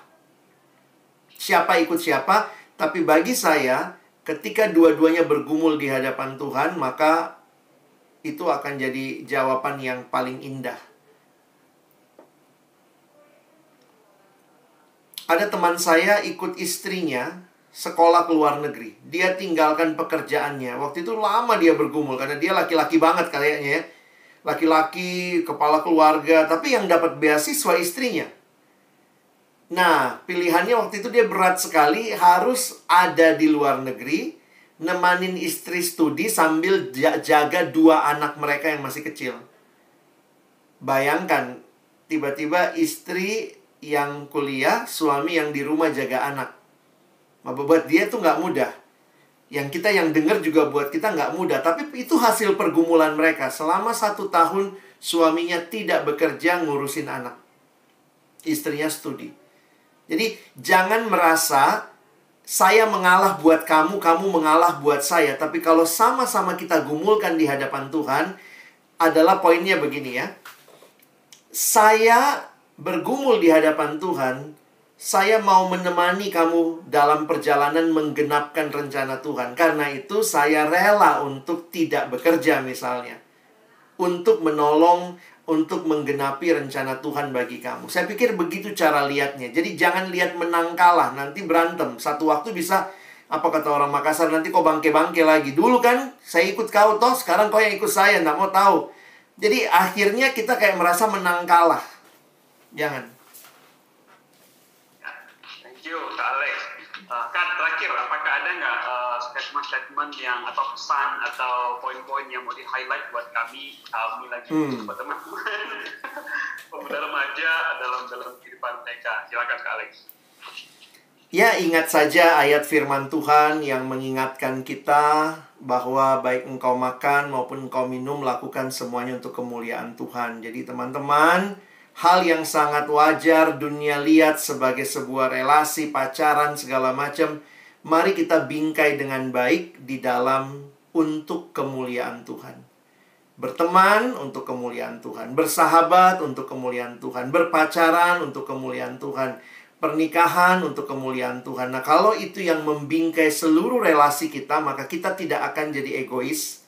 Tapi kita akan terus bertanya, Tuhan, apa yang harus aku lakukan supaya relasiku ini memuliakan Engkau.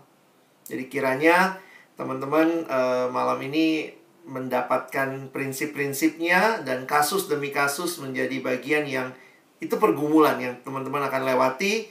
Dan kami hamba-hamba Tuhan tentunya ya, Koyunias juga akan ya jadi sahabat lah yang mendampingi perjalanan kalian. Boleh konsultasi, kami punya cerita, kita bagi cerita kita supaya apa yang jadi rencana Tuhan teman-teman bisa jalani dengan baik. Oke, thank you.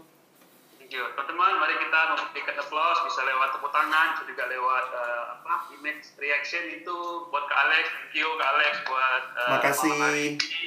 Thank you ya. Telah menyampaikan materi dan Tuhan yang indah sekali. Teman-teman, sebelum kita berdoa bersama, nanti Kak Alex berdoa. Teman, mari kita berfoto dulu yuk. Mari teman perlihatkan wajahnya yang ganteng, yang cantik, supaya saling melihat. Kita akan ambil foto bersama, ada 2 screen ya, ada 2 kali. Kita akan berfoto bersama, nanti Wendy akan menghitung. Silakan Wendy, bisa di-unmute dulu Wendy. Ya, teman-teman, mari kita, ya. Oke, mari kita foto. Jangan lupa buka kamera, bisa buka kamera. Oke, kita foto ya. 1, 2, 3. Oke, tunggu 1 kali lagi untuk screen 2. 1 kali lagi, 1, 2, 3. Oke. Kalian bisa duduk dalam doa buat kita. Baik, mari kita berdoa. Bapa Surgawi, terima kasih buat diskusi kami malam hari ini. Sungguh begitu banyak hal yang kami sudah bahas, dan ini juga menjadi bagian pergumulan perjalanan iman sahabat-sahabatku dari GKKA di Panakukang di Makassar. Terima kasih buat antusiasme, pertanyaan, pergumulan yang di-sharingkan, dan kerinduan untuk terus berjalan bersama Tuhan. Karena itu kami bertanya, kami ingin tahu apa yang menjadi kehendak Tuhan. Dan malam ini sudah banyak prinsip yang dibagikan, tapi lebih lagi kami berdoa, Tuhan, biarlah kami menjadi pribadi-pribadi anak-anak yang berjalan bersamamu, terus mencari kehendak-Mu, punya relasi yang indah dengan Tuhan setiap hari. Hamba berdoa bagi adik-adikku, saudara-saudaraku, sahabat-sahabatku ini, agar kiranya di dalam menapaki perjalanan ke depan, termasuk di dalam relasi dengan pasangan, kami berdoa biarlah seperti prinsip firman-Mu. Kami benar-benar memikirkan bukan bagi kemauan kami, tetapi bagi kemuliaan Tuhan. Sekali lagi terima kasih untuk kesempatan sama-sama boleh sharing, berbagi. Malam telah menjadi bagian kami, berkati istirahat kami, bangunkan dengan kekuatan kesegaran yang baru besok hari untuk boleh hidup dan melayani Tuhan. Sekali lagi kami bersyukur menutup pertemuan kami malam hari ini dalam satu nama yang kudus. Nama Tuhan kami Yesus Kristus, penebus dan juru selamat kami yang hidup, kami sudah berdoa. Amin. Ya, Kak Alex, saya mewakili teman-teman dari Panakukang menyampaikan terima kasih banyak buat waktu, kesempatan, pengalaman, firman Tuhan yang dibagikan, kiranya boleh memberkati kami dan boleh menolong setiap kami di tempat ini. Sama-sama. Ke depan mungkinkah kita ada waktu lagi, kita akan kembali lagi barangkali ngobrol-ngobrol seperti pada malam hari ini. Kalau Boleh. Kak Alex mau live, silakan Kak. Kita masuk Oke. balik ya ngobrol. Thank you ya Kak Alex, teman-teman.